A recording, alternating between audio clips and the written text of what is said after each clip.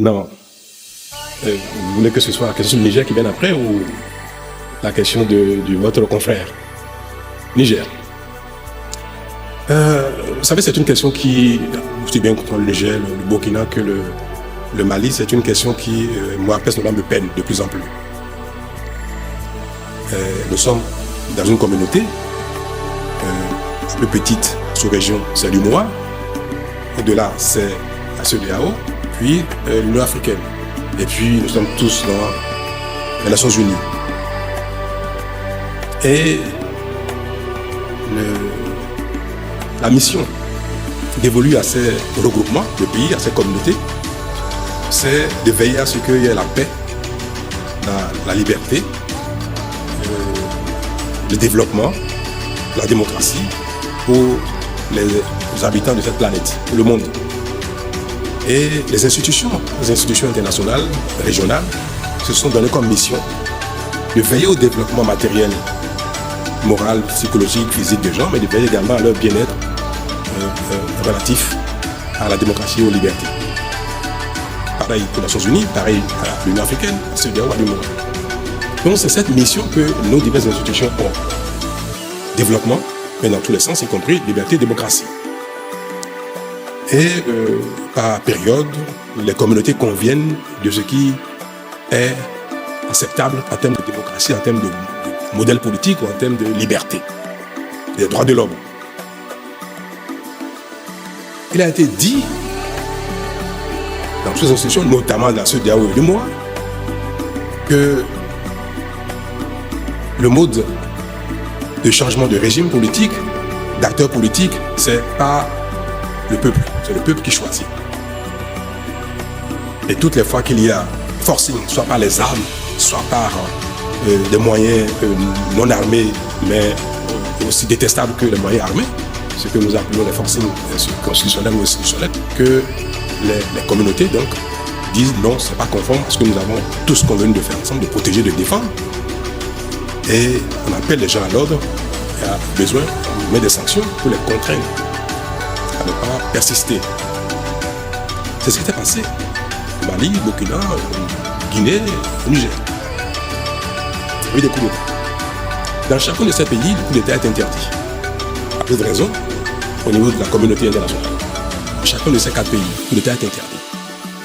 Mieux, vous avez dû voir que les autorités maliennes actuelles qui sont arrivées par un coup d'État ont mis en place une nouvelle constitution. Et cette nouvelle constitution prescrit aussi que le coup d'État est interdit. Et que d'ailleurs, les actes du genre sont imprescriptibles. Que même 50 ans, 100 ans après, on peut poursuivre quelqu'un qui aura fait un coup d'État. Ça veut dire que même ils savent que c'est pas bon, le coup d'État. Mais ce sont des choses qui arrivent dans la vie. Il y a des choses qui ne sont pas convenables, ne sont pas acceptables, mais qui arrivent. Parfois, ça peut être fondé. Parfois, c'est pas fondé du tout. Alors, c'est arrivé une fois, 2 fois, 3 fois, puis une 4e fois au Niger. Et la CEDEAO qui dit, même si le coup d'État soit arrivé 1, 2 fois, 3 fois, bon, on parle avec les gens, on dit ne faites plus ça, on vous donne un délai pour partir, et puis on essaie de jouer. La CEDEAO essaie de jouer son rôle, notamment la conférence des chefs d'État essaie de jouer son rôle pour montrer que si ça se fait, c'est pas bien, il faut que ça continue. Pour que ça ne devienne pas l'exercice de tout le monde, que ça ne contamine pas les autres pays. Un 4e coup d'État de la CEDEAO, si on le sait, parce qu'il y en a eu 2 fois ou 3 fois dans certains pays. Et nous disons, ah non, si ça continue, après, ça se passera au Bénin, ça se passera au Togo, ça se passera au Sénégal, au Côte d'Ivoire, partout. Parce qu'on voit que quand ça se fait, personne ne réagit, personne ne désapprouve, ou alors personne ne sanctionne. On dit, cette fois-ci, c'est trop. Les sanctions ont été prononcées contre le Niger. Et des sanctions dures, qui en fait ne sont pas destinées à durer dans le temps.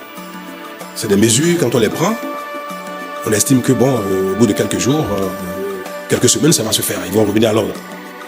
1 semaine, 2 semaines, 1 mois, 2 mois, 3 mois passent, ça ne change rien. C'est ça que j'ai eu à le dire il n'y a pas longtemps, que le moment est arrivé pour faire le point, savoir si les mesures qui ont été prises ont produit leurs effets ou non. Donc ce n'est pas des mesures qui sont destinées à durer longtemps, parce que ça cause des préjudices graves à la population, faut être réaliste. Et d'ailleurs, le président béninois, le président togolais, nigérien, consort, ils ne vivent pas au Niger, ni au Burkina. Donc parfois aussi, faites humble. Nous ne savons pas quelles sont les vraies réalités de ces pays-là. Nous sommes dans notre rôle. Le peuple dans son rôle, et parfois, est à côté de la plaque. Ce que l'on nous demande dans la vie, c'est d'être de bonne foi. Et chaque fois que nous prenons une décision, que ce soit guidé par la bonne foi. Est-ce qu'au moment où cette décision a été prise, on était de bonne foi? Est-ce que ce n'était pas normal qu'on prenne cette décision? Si aujourd'hui quelque chose se passe en Côte d'Ivoire ou au Sénégal, tout ce qui se passe, est-ce que ce n'est pas bien? Est-ce qu'il ne faudrait pas que la communauté dénonce que ce n'est pas bien? Si demain quelque chose se passe au Bénin, si demain quelque chose se passe au Togo, et ce n'est pas bien que la communauté dise non, ce n'est pas bien. Nous sommes dans notre rôle en disant c'est pas bien, il faut corriger, il ne faut pas que ça continue. Mais quand les peuples, la nature, la vie ou le sort, parfois nous impose quelque chose, il faut être responsable, c'est celui qui sait prendre acte, constater que malgré sa bonne foi, les choses ne se passent pas comme il souhaite, et dit bon, il faut tenir compte de ça. Et on a passé ce message au Niger. Je l'ai fait à titre personnel.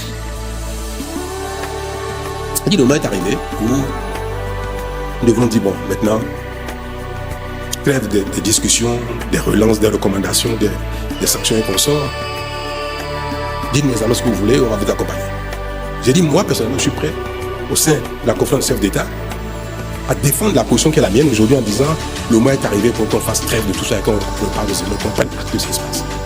Et si les autorités nigériennes disent ce qu'ils veulent. Parce qu'après tout, personne de la conférence chef d'État ne peut dire au nom des Nigériens ce qu'ils veulent. Vous voulez une transition? Vous voulez pas une transition? Vous voulez une transition de 6 mois ou de 4 ans ou de 5 ans? Mais dites-le. Puisque la responsabilité nous impose de ne pas statuer dans le vide. Pour statuer, il faut quelque chose. Dites-nous ce que vous voulez, on va statuer dessus et puis on va vous accompagner. Parce que le peuple du Niger est en difficulté avec ces sanctions-là depuis. On n'a pas reçu de réponse. Peut-être qu'eux-mêmes, ils sont en train de discuter entre eux, ils n'ont pas encore une idée claire de ce qu'ils vont faire. Mais même quand c'est ainsi, dites-nous, écoutez, dans 3 mois, dans 6 mois, dans 1 an, on vous dira quel va être le modèle. Aujourd'hui, on ne sait rien, je ne sais pas si vous savez quelque chose de ce qui va se faire le Niger. Mais nous sommes les premiers à vouloir que les sanctions s'arrêtent. Moi, je suis pressé dans les sanctions. Ça parce que ça cause des préjudices graves au Bénin. Non. Et je veux que les Béninois le sachent. Ça cause des préjudices au Bénin, c'est sûr. Mais ça cause plus de préjudices au Niger qu'au Bénin. Nos frères nigériens souffrent plus que nous de ce qui se passe. Et ce sont nos frères et sœurs. Donc il est temps pour nous de lever ces mesures-là qui n'étaient pas destinées à durer.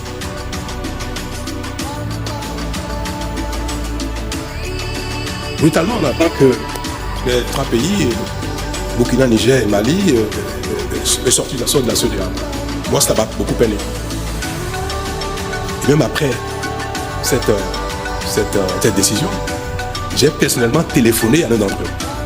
J'ai parlé au téléphone avec un des 3 présidents. À un moment donné, il faut tout dire. Je lui ai dit, c'est pas bien. Les peuples ne nous ont pas élus pour les diviser. Moi, j'ai été élu au Bénin. Vous êtes en fonction depuis dans votre pays.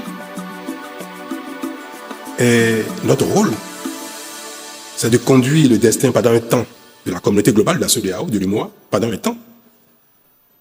Mais la volonté des peuples, c'est de s'intégrer. Il n'y a pas de conflit entre le peuple du Bénin et le peuple du Niger. Il n'y a pas de conflit entre le peuple du Bénin et le peuple du Burkina ni du Mali. Et c'est vrai, il n'y a aucun problème entre les peuples de la communauté et l'UMOA de la CEDEAO. Aucun problème. C'est au niveau des organes de la CEDEAO. La CEDEAO des peuples n'est pas en difficulté. Il n'y a aucun problème dans la CEDEAO des peuples. C'est au niveau de la conférence des chefs d'État. Au niveau de la commission, la CEDEAO aussi bien de l'UMOA qui a un problème. Parce que ceux-là sont en charge de veiller au respect des règles par notamment les autorités de ces pays-là. La conférence des chefs d'État de l'UMOA, de la CEDEAO, le conseil des ministres de la CEDEAO de l'UMOA, la commission de la CEDEAO, la commission de l'UMOA sont en charge de veiller au respect des règles par les autorités de ces pays-là. Et Personne n'a dit que le peuple burkinabé, nigérien ou malien ou guinéen a fait quelque chose de contraire aux règles. Non. C'est au niveau des responsables. Donc, s'il y a un problème au niveau des responsables, et que leurs homologues, leurs pères, constatent, on dit non, c'est pas bien, c'est pas conforme aux règles. Ne faites plus ça. Si on ne s'entend pas que ça génère un conflit entre nous, des heurts même entre nous, des bagarres entre nous, c'est pas l'affaire des peuples. Donc, si même ces conflits, ces différends persistent, il ne faut pas que ça aboutisse à la division des peuples. Moi, je conçois que les présidents du Niger et du Burkina disent à un moment donné, on suspend notre participation aux organes de ces institutions. Ça se comprendrait. Mais dire que je vais détacher le peuple burkinabé, malien, nigérien du peuple béninois, togolais, sénégalais, qu'on soit, le problème, c'est pas entre les peuples. Or, ces décisions qu'ils ont prises sont des décisions qui séparent les peuples. Et ça, c'est pas bien. Et c'est pour ça que moi, celui à qui j'ai présenté, j'ai dit, ça allait trop loin. Nous allons trop loin. Il faut qu'on se revoie. Et qu'on dise, bon allez, quoi qu'il se passe, quel que soit ce qui s'est passé, à la terre, on arrête tout. Et puis on préserve l'essentiel, qui est la communauté des peuples. Ce qui est reproché aux uns aux autres, ce qui se fait, les sanctions, tout ce qui se passe, est mineur par rapport à l'intérêt des peuples, à la communauté des peuples, c'est mineur. Donc il faut regarder ce qui est important, ce qui est majeur, et à un moment donné, et laisser tomber ce qui n'est pas plus important que l'intérêt des peuples. Donc, ma position aujourd'hui, et si j'ai l'occasion de l'exprimer au sein de la conférence des chefs d'État, je le dirai, c'est qu'il faut tout laisser tomber. Que veulent les Maliens? C'est OK. Que veulent les Burkinabés? C'est OK. Que veulent les Nigériens? C'est OK pour que cette décision de séparer les peuples n'aille pas plus loin que l'intention ou que la déclaration. Le dire, revenir. Moi, c'est ma position, c'est mon souhait. Et c'est ce que je dirais haut et fort partout. Dire que pour arriver à la division des peuples, s'il faut arriver à la division des peuples, alors là, non. Donc ça va bien au-delà du cas du Niger, ça concerne tous les trois pays qui aujourd'hui, je ne dis pas les pays, les responsables des pays qui sont en mal avec les responsables des autres membres de ces organes-là, parce que ce n'est pas contre les peuples qu'ils ont un problème, c'est entre nous. Moi, Patrice Talon, dans mon mandat qui est en cours au Bénin, je voudrais bien que les autorités béninoises accompagnent dans cette démarche, que le peuple béninois m'accompagne dans cette démarche pour dire qu'il faut revenir à la case départ, que les gens ont tout tombé pour préserver ce dialogue des peuples, préserver le mois des peuples qui ne sont pas en conflit, au contraire, qui nous demandent qu'à vivre ensemble. Et que quel que soit ce qui s'est passé, qui a tort, qui a raison, cela importe peu désormais. C'est ça ma position. Et je voudrais que les autorités nigériennes, burkinabées et maliennes m'entendent. Et je pense que ma position ne manquerait pas d'être partagée par les autres chefs d'État pour qu'on fasse la paix entre les organes pour préserver la paix entre les peuples. Et je ne peux pas évoquer ça sans parler du Sénégal. On observe aujourd'hui que le Sénégal est aussi en difficulté. Et ce qu'on observe au Sénégal qui est regrettable est de nature aujourd'hui à nous interpeller sur le rôle des communautés auxquelles nous appartenons. Est-ce que la CEDEAO ou l'UMOA, cette fois-ci, doit condamner ou non? Est-ce qu'elle doit condamner ou non? Quand on condamne, on dit qu'il ne faut pas condamner. Quand on sanctionne, on dit qu'il ne faut pas sanctionner. Il faut faire quoi? On va dire oui, mais si vous avez condamné ici, il faut Dieu condamner là. D'accord, on l'a fait. Après le Mali, la Guinée, le Burkina, on l'a fait. On dit bon, une, deux fois. Vous savez que le Burkina n'a pas été sanctionné du tout. Mais le Niger, oui, parce qu'on a dit à un moment donné, trop c'est trop. Ce trop c'est trop là continue. Il y a encore un trop qui vient dessus. Il faut faire quoi? Est-ce que la CEDEAO doit condamner?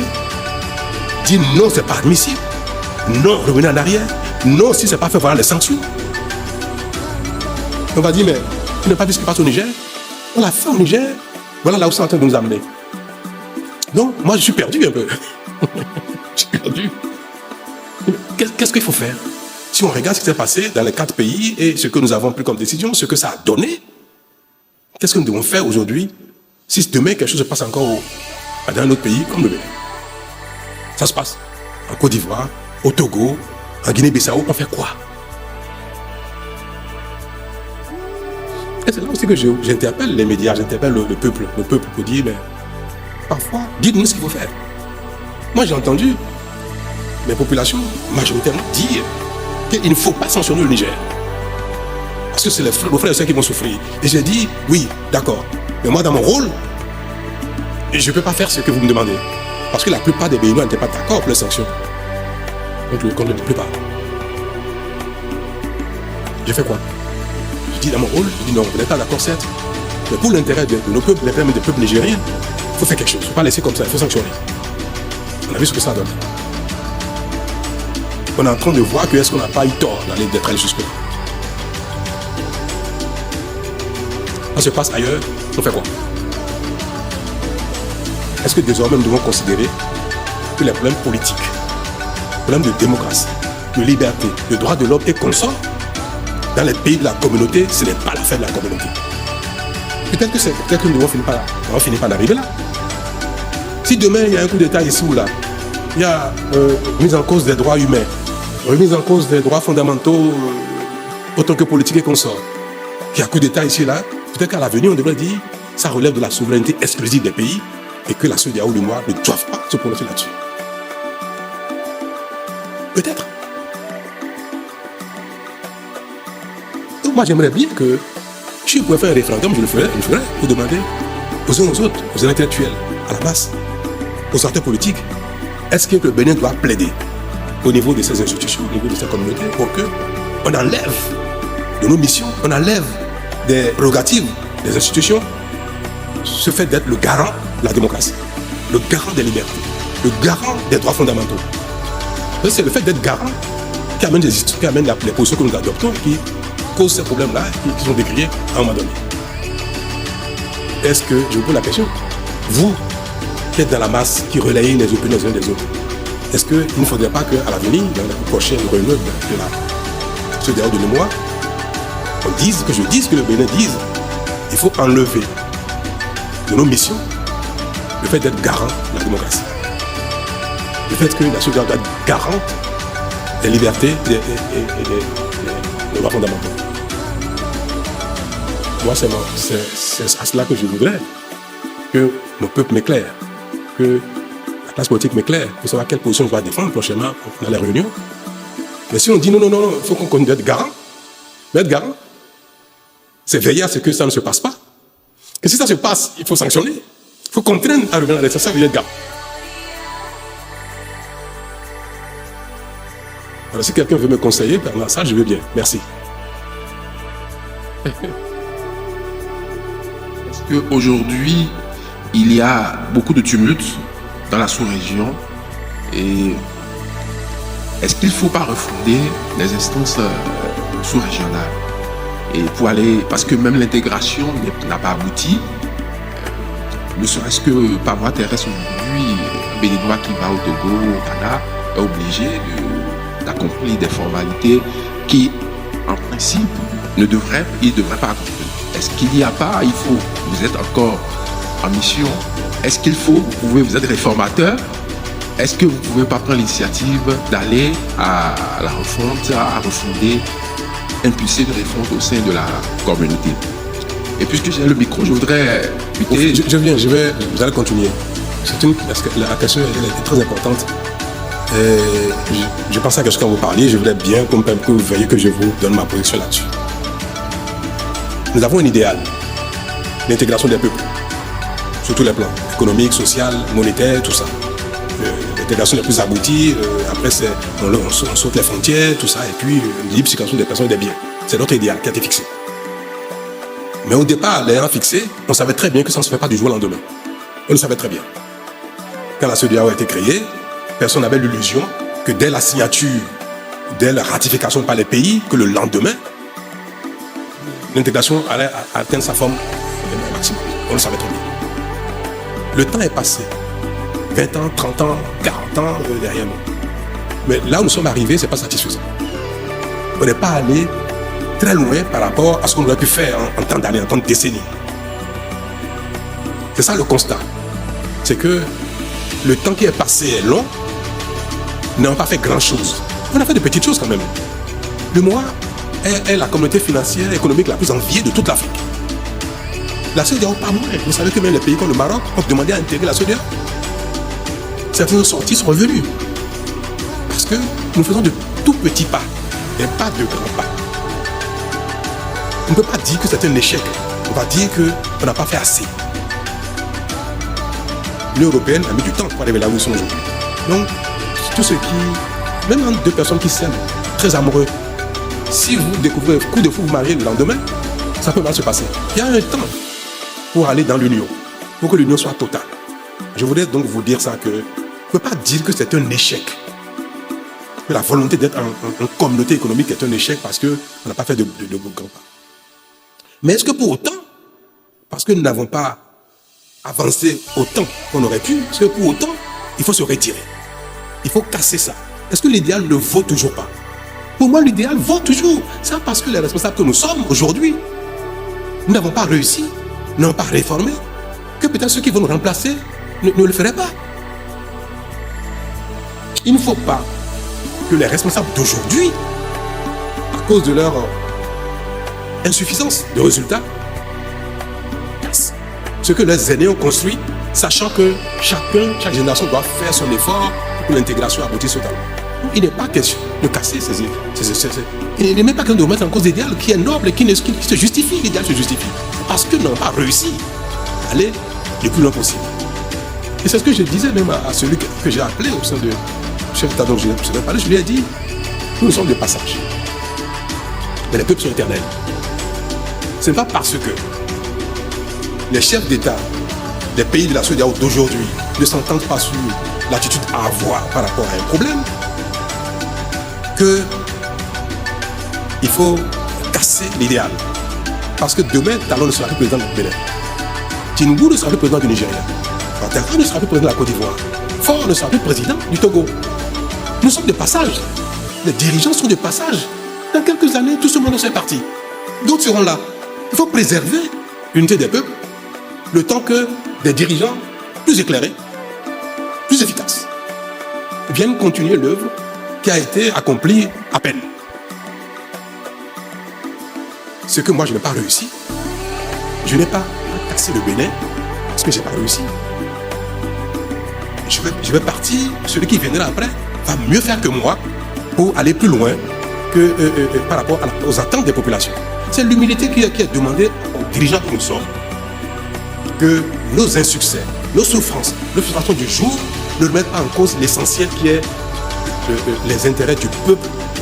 Il faut que nous soyons patients et qu'on fasse confiance aux générations à venir pour faire mieux, pour réparer, pour construire davantage ce qui est de notre mission et que nous n'avons pas réussi à faire. Donc c'est pour dire qu'il y a peut-être lieu de revoir le contenu des prérogatives des organes.